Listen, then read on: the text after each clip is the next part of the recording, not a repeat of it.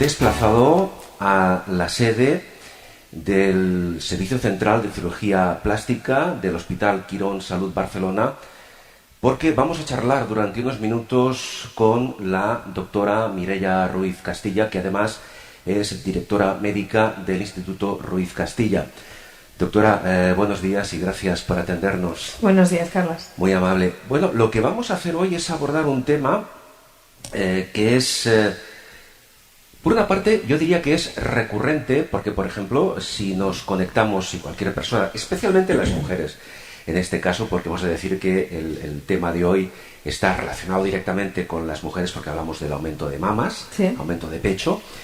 Estaba diciendo que si nos conectamos, por ejemplo, ahora mismo a Internet, veremos que es una de las búsquedas más habituales por lo que respecta a la cirugía plástica en mujeres. Exacto. ¿Eso es así? Es así. Yo leía, doctora, el otro día unos datos que decía que este tipo de intervención, el aumento de pecho, es actualmente, usted me corrige si no es correcto, sí, pero creo que voy por buen camino, sí, es la intervención de cirugía plástica más habitual, más solicitada en España. Exacto.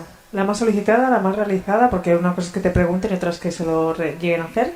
¿Sí? La más realizada y la demanda continúa en aumento. Es decir, estas búsquedas se acaban traduciendo en visitas que se acaban traduciendo en cirugías. Claro. Y eso, bajo su punto de vista a nivel profesional y a partir de su experiencia, ¿a qué cree usted que se debe? ¿Por qué es tan demandada este tipo de intervención?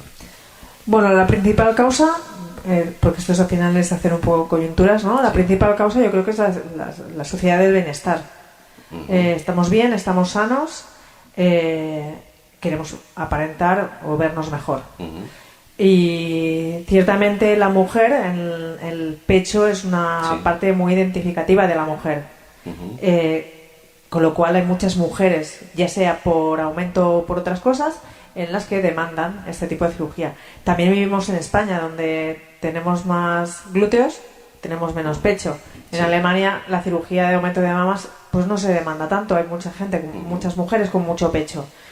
El ideal ahora mismo de imagen corporal de la mujer pues tiene un poco más de gusto que lo que tiene la mujer aquí donde vivimos. Esto que ha dicho usted es curioso. Digamos que antropomórficamente hablando, la mujer española, la mujer mediterránea, es más tendente a tener glúteos más desarrollados, más caderas, que no pecho. Sí. Y esto, por ejemplo, en otros países no ocurre. No, por ejemplo, lo que te explicaba de Alemania, ellas no tienen nada de caderas ni culo y tienen mucho pecho. Es un dato curioso que desconocíamos. Bien, en todo caso, doctora Mireia Ruiz Castilla, digamos que fundamentalmente el motivo principal, hay otros que luego comentaremos, es para realizarse una cirugía de aumento de pecho, es una razón puramente estética. Estética. En un porcentaje más importante. La verdad es que también es verdad que en mi consulta tengo un perfil bastante reparador y un 50-50 te encuentras que hay pacientes con deformidades tipo pecho tuberoso y demás. Pero si miras el estándar, la demanda es principalmente estética. Es una cuestión puramente estética. Bien, llegados a este punto, vamos a hablar de franjas de edades. ¿Qué franjas de edades son las que más solicitan una cirugía de aumento de pecho? A ver, en general, te lo puedes encontrar en cualquier edad. Cualquier edad es, incluso gente mayor que dices que lo he soñado siempre y me lo voy a hacer ahora pues porque me da igual lo que piensen los demás o porque siempre me he estado inhibiendo por lo que dijeran y tal. Sí que es verdad que los picos son entre los 20 y los 40 años, incluyendo toda esta franja, de 20 a 40 puedes hacer un aumento en cualquier edad. El pico más alto pues sí que está entre los 20 y los 30. Está claro, entre 20 y 40 años.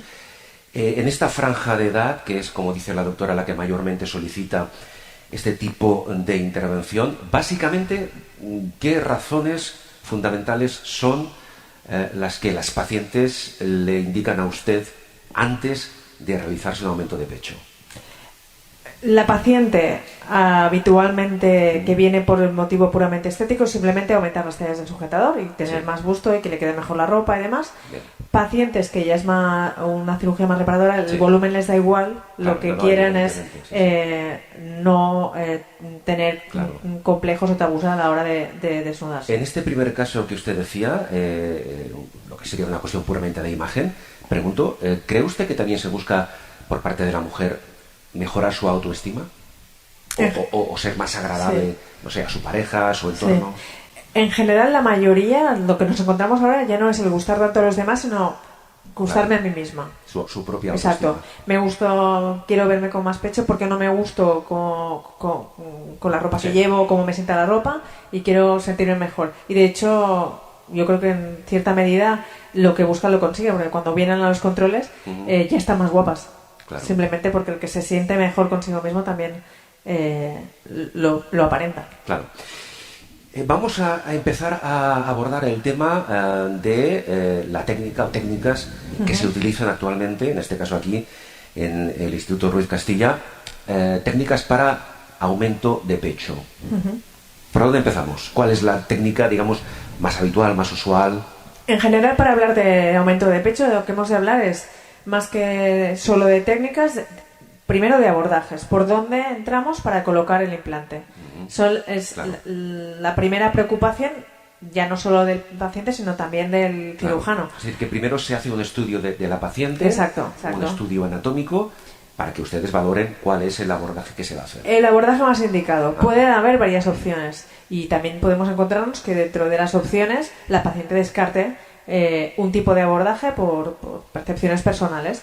Lo importante a la hora de elegir el abordaje quirúrgico va a ser que no esté contraindicado, que no sea un abordaje que no vaya a ir bien en esta cirugía y que realmente nos ayude a solucionar cosas que queremos disimular o que queremos mejorar.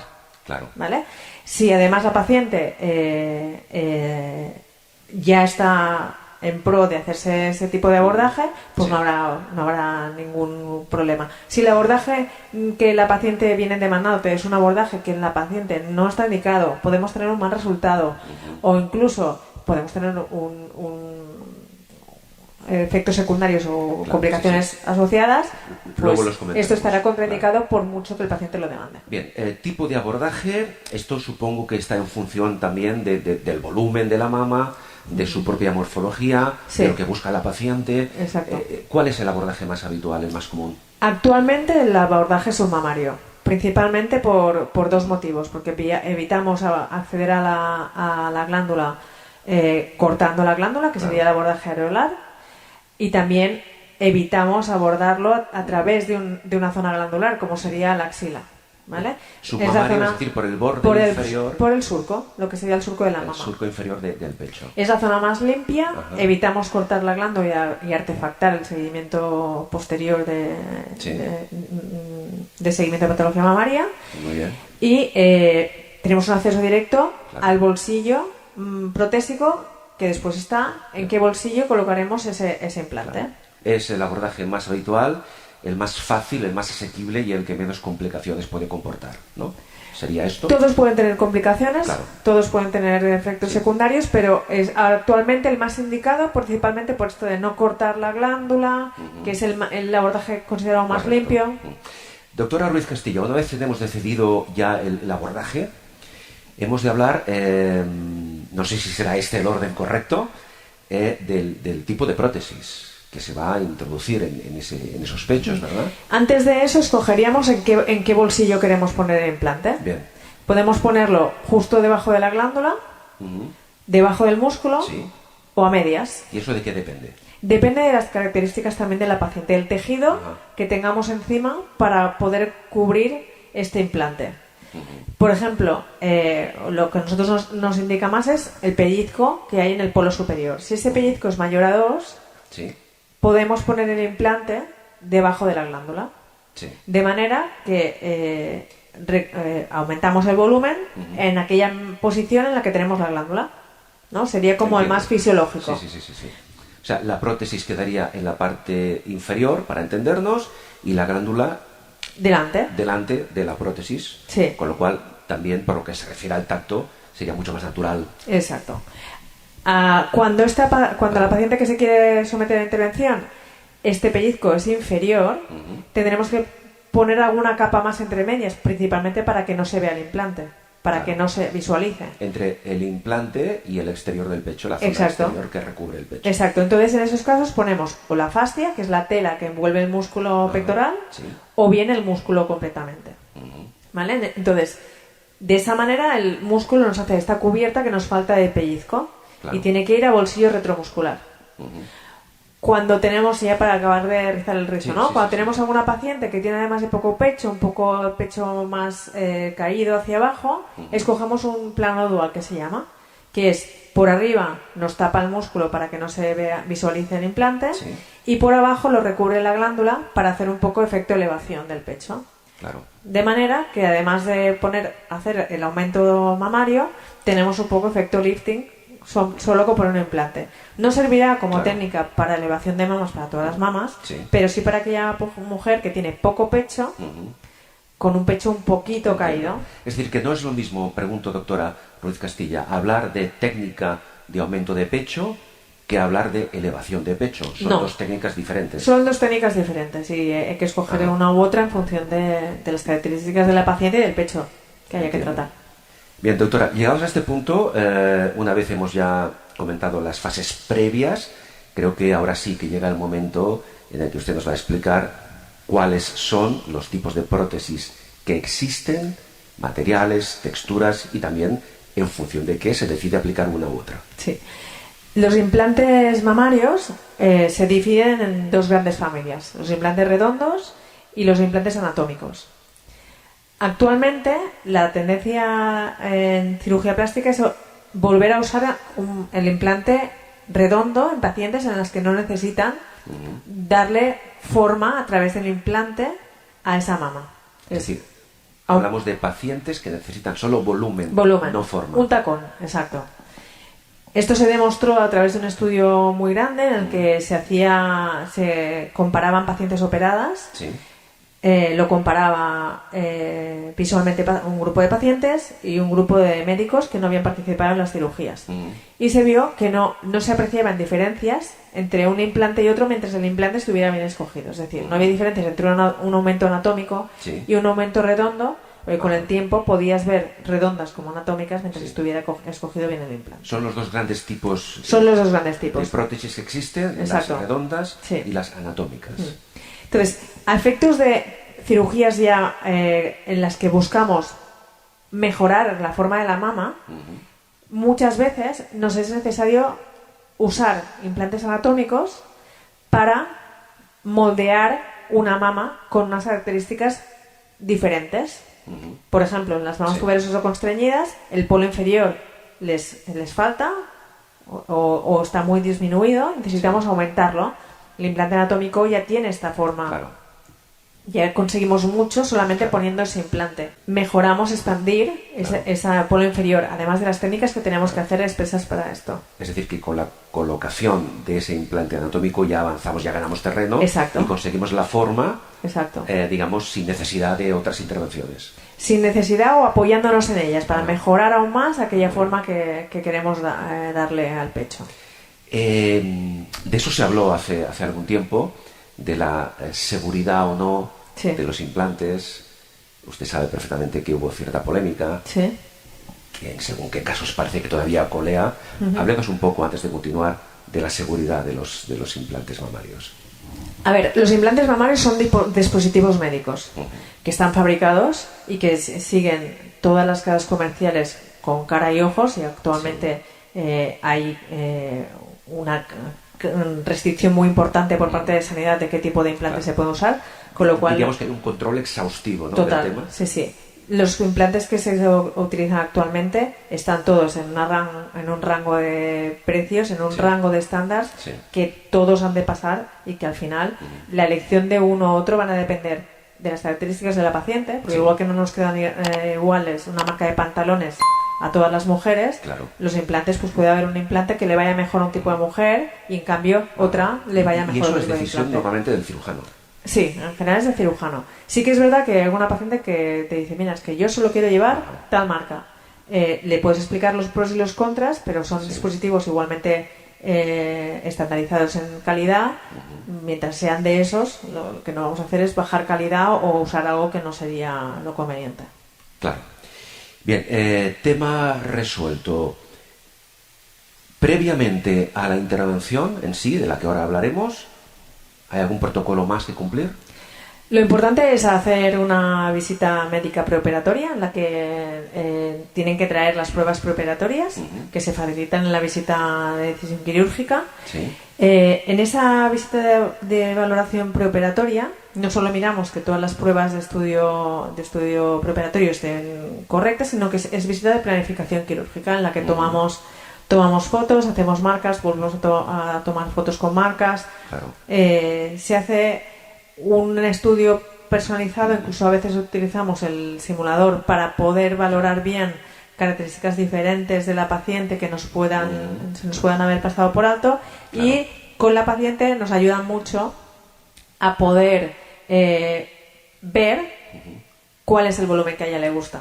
La paciente, doctora Ruiz Castilla, ¿puede de alguna forma visualizar previamente una imagen de cómo puede quedarle la intervención? Eso es posible hoy en día con el tema de la imagen. Exacto. Digital, ¿verdad? Sí, utilizamos simulador quirúrgico, sobre todo en las cirugías de aumento de mamas, porque se aproxima más realmente al resultado final, teniendo en cuenta que es un simulador que no tiene en cuenta los tejidos de elasticidad y demás de la paciente.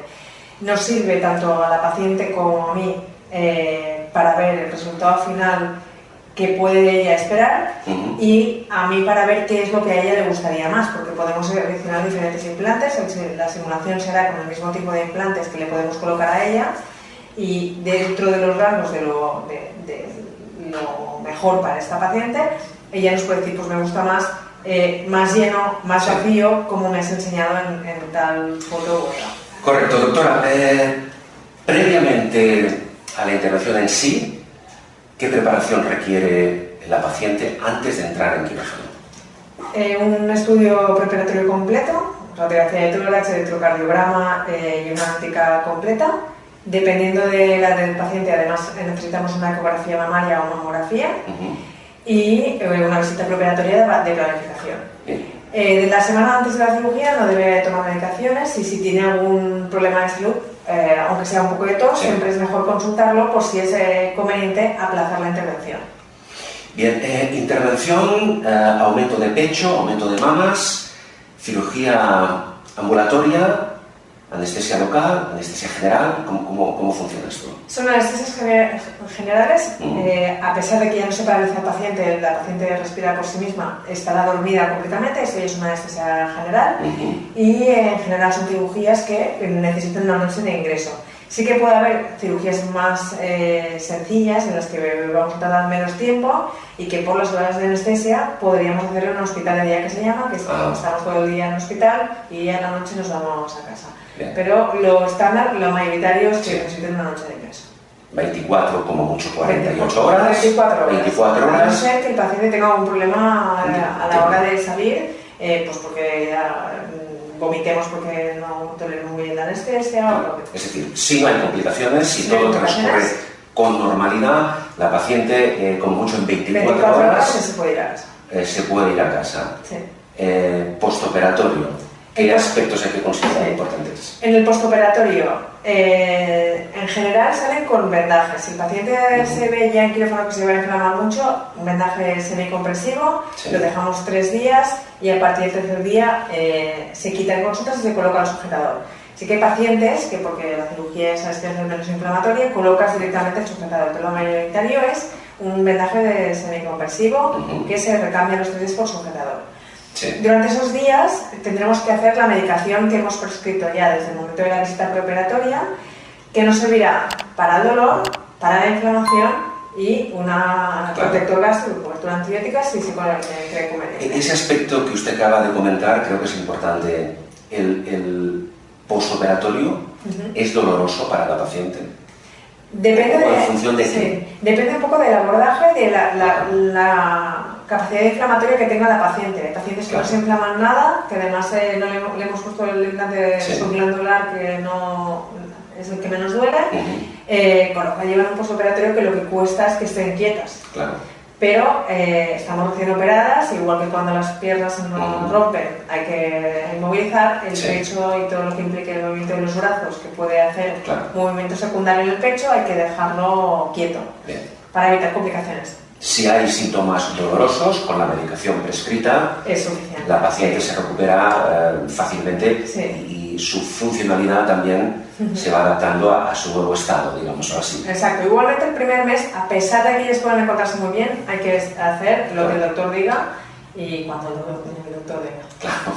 ¿En qué momento, digamos, la paciente está de alta y puede ya hacer su vida absolutamente normal? Por ejemplo, si es una paciente activa, no sé, en bicicleta, hacer deporte, correr, hacer básquet, en fin. ¿Cuándo recupera la normalidad al 100%? Hombre, la normalidad al 100% es a partir de los 6 meses. Porque hay cosas que diferiremos a los 6 meses, como por ejemplo correr, deportes de impacto, efectos del pecho, correr y impactar con el suelo, hacer un rebote. Porque no una masa muscular que está en constante movimiento y creo que ahí los impactos no favorecen. No, y además hay una inflamación, puede reaparecer el dolor con impactos. Pero sí que... Actividad deportiva intensa, 6 meses hay que esperar. 6 meses. Pero antes se pueden hacer ya otras cosas. Otras actividades o que no impliquen impacto. Puedes hacer el gimnasio que quieras en sala o deportes de otras partes del cuerpo que no se vean afectadas por la rotación o que puedan empeorar por inflamación. Ahora sí, después de la intervención, ¿cuánto tiempo hay que hacerse una revisión? El primer mes, tantas veces como sea necesario. Siempre es obligatorio el tercer día, la semana de la cirugía, 2 semanas al mes, 3 meses, 6 meses y el año. Estas son las obligatorias. Después están las que surjan. Si hay alguna duda o quieren hacer alguna actividad, hemos hablado de tiempos, pero son tiempos estándar. Después hay que personalizarlo en cada paciente. Hay gente que está muy bien a los 4 meses, en la que dices, bueno, pues te gusta correr, empezar a correr flojito y ven a verme a ver cómo te sienta. Hay que ir adaptándose a cada uno. Pero en principio entendemos, porque doctora, pasado ya un año, si no hay complicaciones, la paciente está absolutamente adaptada a su implante mamario, hay que olvidarse del tema, ¿verdad? Y está, en general se deja muy abierto con los controles anuales, como ya casi todas las mujeres se visitan con su ginecólogo. Alguna viene por aquello que le mires las heridas, pero como ya se hace una ecografía o una revisión de la zona, si ya le sale todo bien, pues ya... Curiosamente, el tema de una vez se ha realizado un implante, ha pasado ya un tiempo, con absoluta normalidad, no hay ninguna complicación. El tema de las mamografías, ¿se ve afectado de alguna forma por una mujer que lleve implantes mamarios? ¿Afectan de alguna forma? Hay que avisar al radiólogo que se lleva el implante mamario, porque sí que hace falta hacer unas proyecciones o fotos especiales para que se vea la mayor cantidad de mama posible.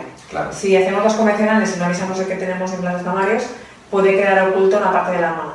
Es decir, simplemente avisando no hay ningún problema al respecto. Los implantes mamarios que actualmente se utilizan, por ejemplo, aquí en el Instituto Ruiz Castilla, y perdóneme usted la pregunta, ¿son para toda la vida? ¿Son para siempre? ¿O no hay nada para siempre? No hay nada para siempre. Claro. Las casas comerciales dicen que duran de por vida. Yo creo que cada vez lo dicen menos porque realmente no hay nada en esta vida que dure de por vida.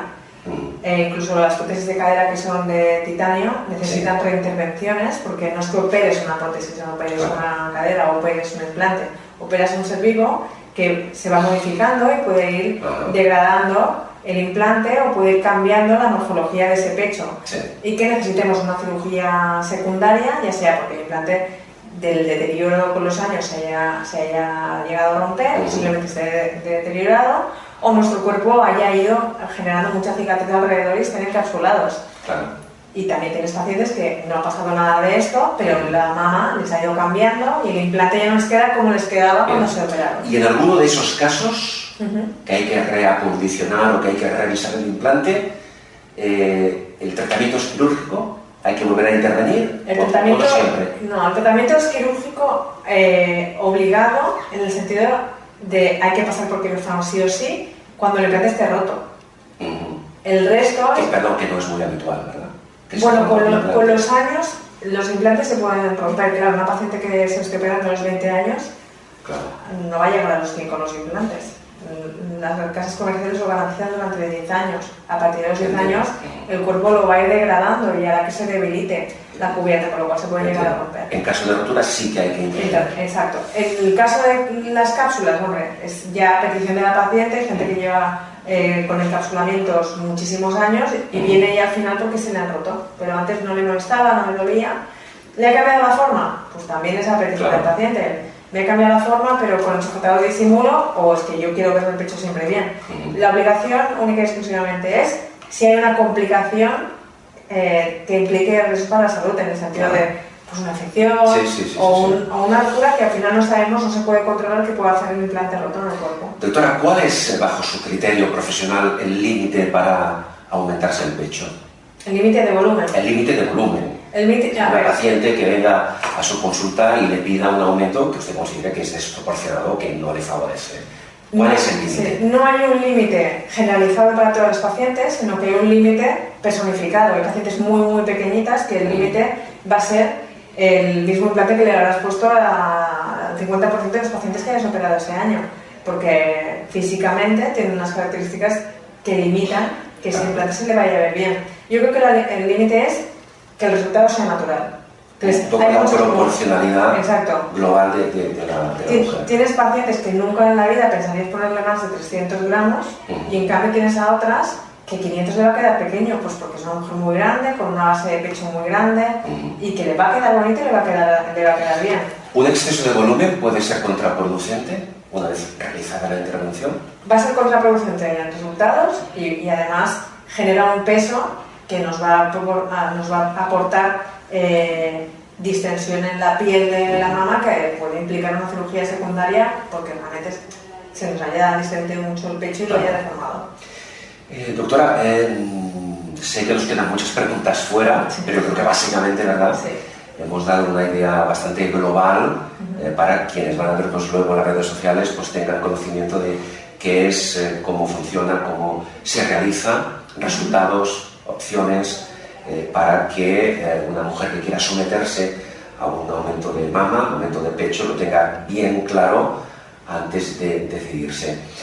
Para concluir, denos 2 o 3 consejos finales. ¿Qué les diría usted a aquellas mujeres que ahora van a vernos y que están pensando en la posibilidad de realizarse un aumento de mama, un aumento de pecho, pero que no lo tienen todavía del todo claro, que tienen alguna duda? No tanto para que usted les convenza, sino para que sepan cuáles son los 3 o 4 parámetros básicos a los que deben atenerse. Lo primero de todo es que solo se operen si lo tienen claro. Eso es lo primero. Y hay que informarse mucho y hay que ver. Y lo más importante después es seleccionar gente específicamente formada para esto. Estos somos cirujanos plásticos cualificados y que nos pueden encontrar en la Sociedad Española de Cirugía Plástica. Porque, perdón, no hemos hablado del tema del intrusismo, pero es importante reseñarlo ya que usted lo comenta. Sí, es importante porque realmente solo las personas específicamente formadas para esto podemos aportar todo el conocimiento y nos podemos adaptar a la variabilidad de todas las pacientes. Poner un implante, hacer una herida, meter ese implante, lo puede hacer todo el mundo. Cómo queda ese implante es lo importante, ¿no? Y a veces no hay 2 mujeres con 2 pechos iguales, ni 2 mujeres con 2 pechos iguales, y esto es importante que la gente, sobre todo, se asesore bien, se informe bien y decide después en base a lo que le hayan explicado y las sensaciones que haya tenido con el doctor. Doctora, pues muy amable, muchísimas gracias. Muchas Estoy gracias, seguro de que toda la información que la doctora nos ha facilitado va a ser sumamente útil para las personas, mujeres básicamente en este caso, interesadas en someterse por cualquiera de las razones, que sean a un aumento mamario o a un aumento de pecho. La doctora Mireia Ruiz Castilla, que hoy nos ha acompañado, es directora médica del Instituto Ruiz Castilla y jefe del Servicio Central de Cirugía Plástica del Hospital Quirón Salud Barcelona. Repito, doctora, muchísimas gracias, muy amable. Muchas gracias, Carlos.